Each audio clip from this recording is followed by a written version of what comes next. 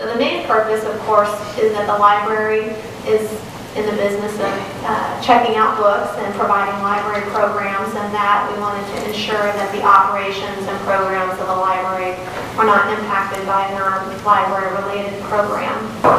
And that I, as the legal representative of the North State Tea Party Alliance, would be given an opportunity to look at those guidelines so that input could be given before they came to the board. This date. This is the first I've heard about it. I had not heard of any other previous meetings or any other groups of people meeting to set up these proposed policies. But I'm perfectly willing to have this table so that you can participate in this. And I think that it's too bad if you were led to believe that would happen, that it didn't, but it certainly can. And then she said, we have an agenda. And I replied, well, and so much as we believe in lower taxes, going back to the Constitution and smaller government. She said something, well, that would depend upon how the Constitution was interpreted. And I replied that, well, we interpreted it the way the Founding Fathers wrote it. I looked at what was going on, and it was a downright attempt at harassment.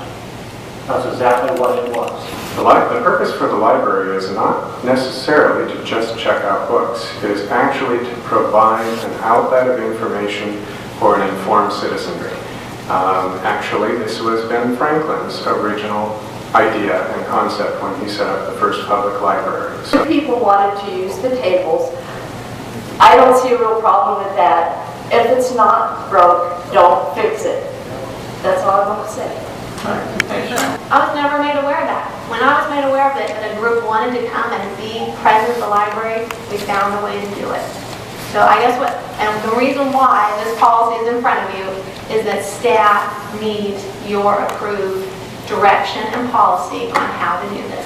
There's many other court decisions that call public property, other public property not be public forum, like airports, where you can curtail First Amendment activity within airport terminals, and sidewalks outside of a post office, and other things.